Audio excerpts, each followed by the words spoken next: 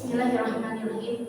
Allahumma shalli wa sallim wa barik ala sayyidina Muhammadin habibi qalbi wa nur aini wa li suruhi salatan tasmuna biha alaihi tisman wa ruhan yaqdatan muhammadan man hillan wa tirhalan dunia wal akhirah ya rabbal alamin. Amma ba'du.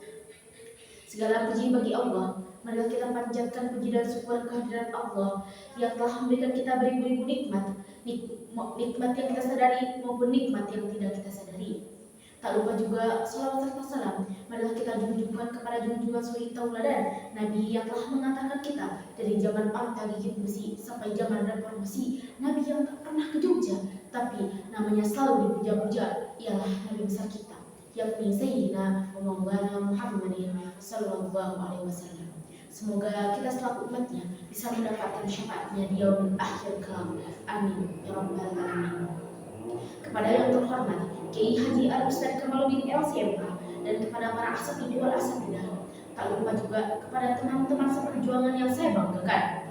Adanya di sini saya akan menceritakan, memaparkan, menjelaskan tentang sebuah kisah tentang seorang wanita saudagar kaya raya, tentang seorang pebisnis besar yang bahkan hartanya meliputi setengah dari kota Arab. Siapakah ia? Beliau adalah Sayyidatina Khadijah Kubra. Sayyidah Khadijah adalah perempuan pertama yang masuk Islam dari kalangan seorang wanita.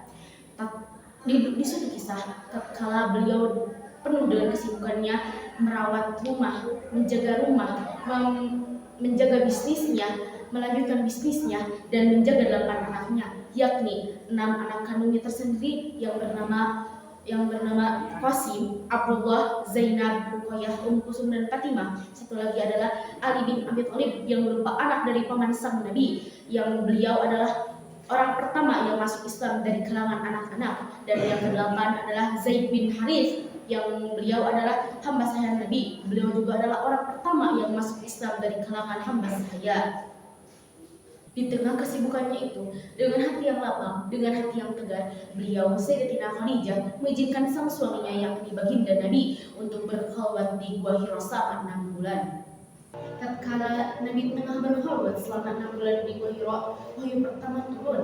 Nabi pun lari dari Gua Hira ke rumah dengan perasaan yang gundah, dengan perasaan khawatir, dengan perasaan takut. Sayyidatina Khadijah Al-Kubra yang melihat sang suaminya ketakutan, gemetar ketakutan, pun bertanya, "Wahai sang suamiku, apa yang sedang terjadi?" Rasulullah pun berkata, "Zammiluni, zammiluni," yang bermakna selimutilah aku, selimutilah aku. Sayyidah Khadijah pun menyelimuti sang suaminya dengan perasaan yang penasaran apa yang telah terjadi kepada sang suami.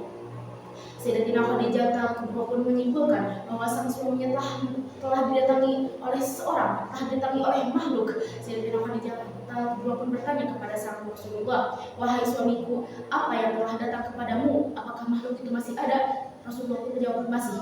Tatkala seperti itu, Sayyidatina Khadijah Al-Kubra pun duduk di pangkuan sang Nabi dengan niat untuk menutup pandangan sang Nabi sambil berkata, "Wahai Rasulullah, wahai suamiku, wahai Muhammad, apakah masih ada?" Rasulullah pun menjawab, "Masih." Tatkala seperti itu, Sayyidatina Khadijah Al-Kubra pun melahan membuka kerudungnya, membuka hijabnya dengan maksud untuk memperlihatkan aurat kecilnya agar mengetahui makhluk apa yang datang kepada makhluk apa yang datang kepada Rasulullah.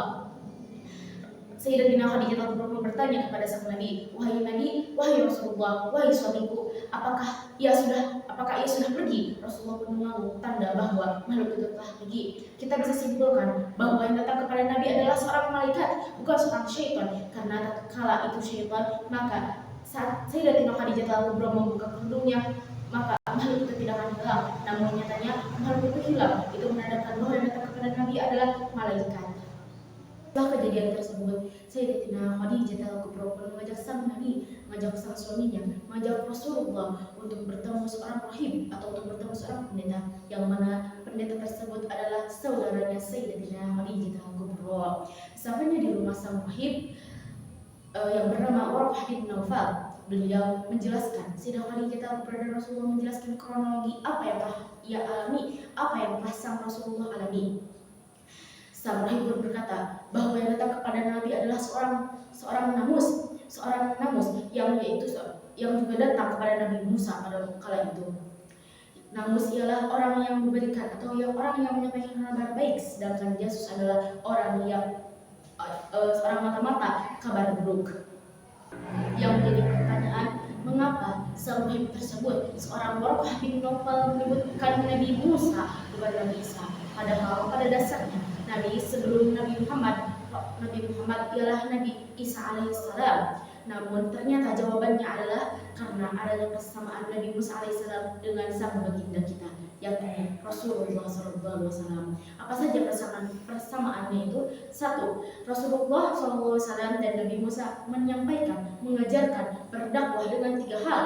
Yang pertama iman, yang kedua ihsan, yang ketiga Islam atau akhlak, tauhid, dan tasawuf. Sedangkan yang diajarkan oleh Nabi Isa hanyalah akhlak saja.